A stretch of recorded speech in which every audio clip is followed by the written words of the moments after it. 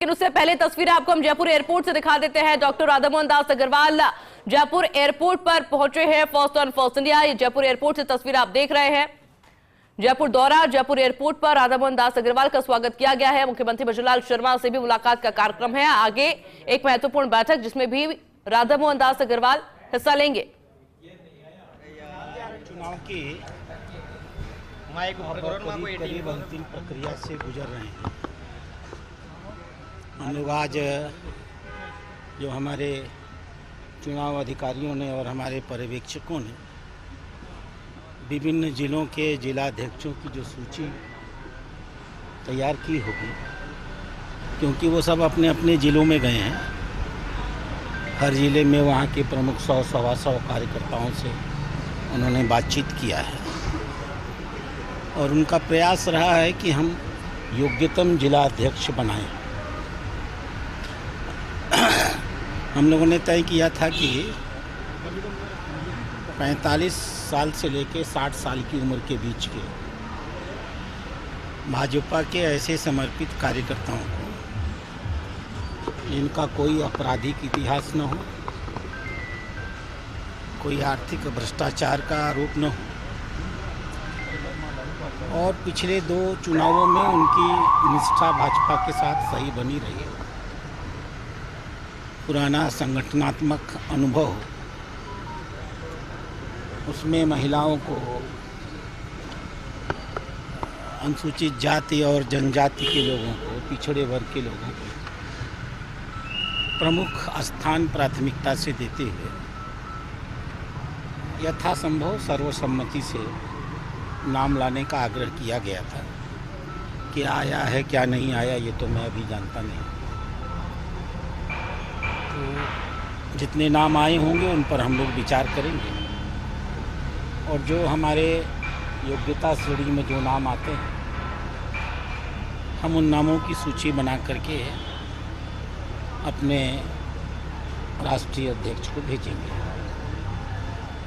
राष्ट्रीय अध्यक्ष उन पर अपनी टीम के साथ विचार करेंगे और फिर संगठन के निर्देश के अनुरूप हम लोग उन्हें जिलाध्यक्ष घोषित करेंगे। ये हमारे चुनाव का राजस्थान के लिए पेनल्टीमेट यानी अंतिम से पहले का चुनाव होगा।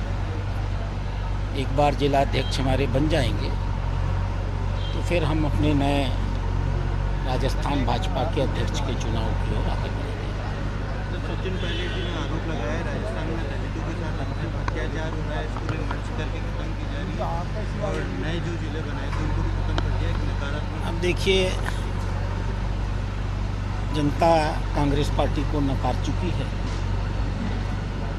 उपचुनाव में जनता ने अपना जवाब कांग्रेस पार्टी को दे दिया है।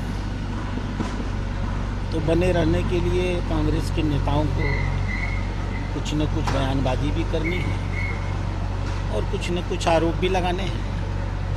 करने दीजिए, लगाने दीजिए। विपक्ष की भी एक भूमिका होती है। तो अब जो थोड़ा बहुत स्थान उनके पास बचा है उसमें वो विपक्ष के दायित्व का और मजबूती से निर्वहन करें। मैं तो कहूँगा कि ईश्वर उनको ताकत दे, कोई बुराई नहीं। लोकतंत्र है, जो बातें वो उठाएंगे उससे कोई हमारा नुकसान तो नहीं होता, फ़ायदा ही होता है। सारे आरोप गलत भी नहीं होते हैं और हम अपने लोगों के द्वारा, जनता के द्वारा, आप मीडिया के द्वारा या अन्य राजनीतिक दलों के द्वारा जो भी मुद्दे प्रस्तुत किए जाते हैं, ऐसा तो है नहीं कि हम इतने अहंकारी हैं कि हम किसी को देखते ही नहीं। जो जनहित में होता है उसको स्वीकार करते हैं। नीर क्षीर विवेक भाजपा की एक प्रणाली है। दूध हम ले लेंगे, पानी छोड़ देंगे, हमें उससे क्या है। मंत्रिमंडल विस्तार की अटकलें तेज हैं सर। ये सवाल आपको माननीय मुख्यमंत्री से पूछना चाहिए। ये सिर्फ और सिर्फ उनका अधिकार है कि वो तय करें कि मंत्रिमंडल में कोई बदलाव होना है, कोई विस्तार होना है, होना भी है कि नहीं होना है। यह उनका विशेषाधिकार है, बल्कि एकाधिकार है। इस संदर्भ में उन्होंने हमसे अभी तक कोई बात तो की नहीं और कोई ऐसा ज़रूरत भी नहीं है। वो सक्षम है, उस पर वो अपना समय अनुरूप जो उचित निर्णय होगा लेंगे। संगठन परवर लेट हो रहा है, क्या है? नहीं, लेट नहीं हो रहा, बहुत ज़्यादा आ रही है, बहुत- समय से काम पूरा नहीं हो रहा है। बहुत समय से हमारा चुनाव चल रहा है। पूरे देश में चुनाव हो रहा है, सिर्फ राजस्थान में तो हो नहीं रहा है। तो राजस्थान बहुत से प्रांतों से आगे है। जितनी बड़ी संख्या में हमने मंडल अध्यक्ष बनाए हैं, उनके हिसाब से उनमें आपत्तियां बहुत कम हैं। हम लोगों ने समीक्षा बैठक किया था, 22 मंडलों से आपत्तियां आई थी, और ये आपत्तियां बताती हैं कि हम लोकतंत्र में कितना विश्वास करते हैं। हम पूरे पारदर्शी तरीके से अपने मंडल अध्यक्षों का चयन करते हैं।